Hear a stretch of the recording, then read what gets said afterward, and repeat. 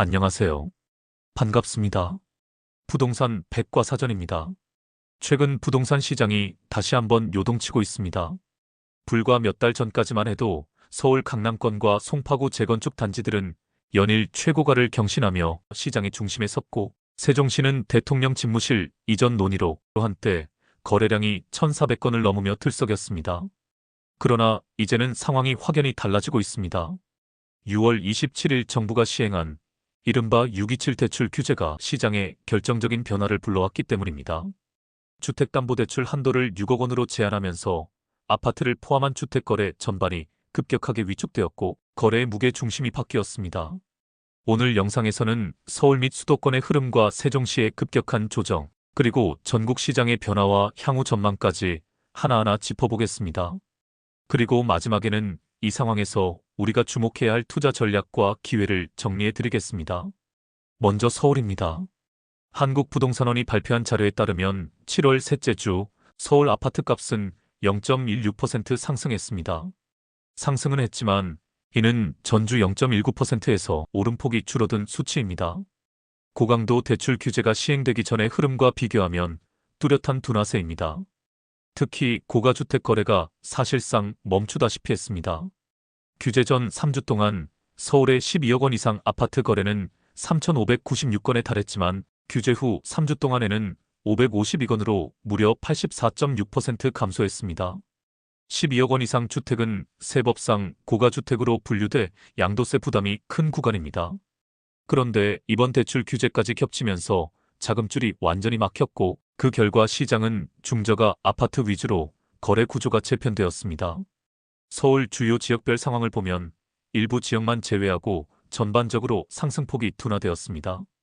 대표적으로 송파구는 전주 대비 상승폭이 확대되었습니다. 0.36%에서 0.43%로 올라 서울 내에서 가장 높은 상승세를 기록했습니다. 송파구는 전세가도 같은 기간 0.23% 상승하며 서울 전역에서 전세가 상승률 1위를 차지했습니다. 이 흐름의 배경에는 재건축 추진 대규모 단지들이 있습니다. 전문가들은 일부 재건축 단지가 거래를 이끌었지만 서울 전반적으로는 관망세가 이어지고 있다고 설명합니다. 또한 오피스텔로 수요가 넘어가는 풍선 효과도 없었다는 점도 주목해야 합니다. 오피스텔은 주택법상 준주택으로 분류돼 주담대 6억 원 한도를 적용받지 않음에도 거래량이 656건에서 440건으로 32.9% 감소했습니다.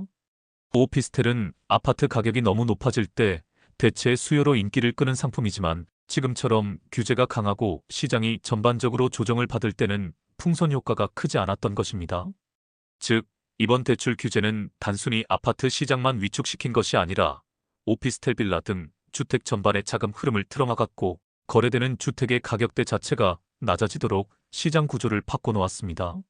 실제로 아파트 거래 중간값이 11억 원에서 8억 8천만 원으로 약 20% 하락했고, 오피스텔도 2억 4천만 원에서 2억 원으로 16.7% 떨어졌습니다.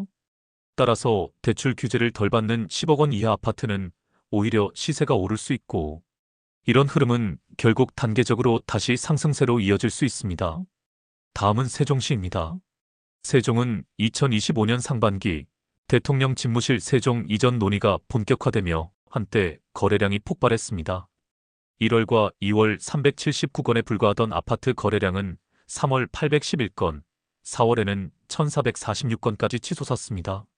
그러나 이 흐름은 오래가지 않았습니다. 이재명 대통령이 집무실 이전을 장기 과제로 언급하면서 기대감이 식었고, 세종 아파트 시장은 곧바로 관망세로 돌아섰습니다. 5월 555건, 6월 258건, 그리고 7월 현재 141건으로 4월 대비 거래량이 10분의 1 수준으로 급감했습니다. 집값 상승세도 마찬가지입니다. 4월 넷째 주 세종 아파트값은 0.49% 상승하며 4년 8개월 만에 최대 상승폭을 기록했지만, 7월 첫째 주엔 0% 보합, 둘째 주엔 0.03% 상승으로 사실상 멈춰섰습니다. 실거래가를 보면 이 조정 흐름이 더욱 뚜렷합니다. 다정동 가온마을 4단지, 이편한 세상 푸르지오 전용 35평형은 6월 평균 7억 9천만 원에 매매됐으나 아직 2020년 11월 전고점 11억 2천만 원보다 3억 3천만 원 낮은 수준입니다. 세롬동 새뜸마을 6단지 힐스테이트 33평형은 7월 평균 8억 7천만 원에 매매됐는데 이는 2022년 5월 전고점 11억 원보다 2억 3천만 원 낮은 전고점 대비 80% 수준이었습니다.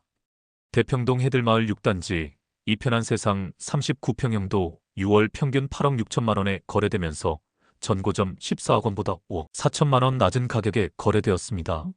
세종의 이런 흐름은 과거와 다르지 않습니다. 행정수도 이전 기대감이 높을 때 급등했다가 논의가 가라앉으면 곧바로 하락하는 패턴이 반복되고 있습니다. 문재인 정부 시절 2020년에는 아파트 매매 가격 지수가 연간 42.37% 상승하며 전국 1위를 기록했지만 2022년 이후에는 마이너스 16.74%, 2023년 마이너스 5.14%, 2024년에도 마이너스 6.37%를 기록하며 연속 하락했습니다. 이재명 대통령은 최근 대전 타운홀 미팅에서 대통령실의 세종 완전 이전은 헌법 개정이 필요한 문제라며 장기 과제를 강조했지만 세종의사당 건설과 제2집무실 구축은 속도를 내겠다고 밝혔습니다. 따라서 세종 아파트 시장은 단기적 기대감보다는 중장기적 인프라 개선 흐름을 주목해야 할 시기입니다. 전국적으로도 627 대출 규제의 여파는 뚜렷합니다.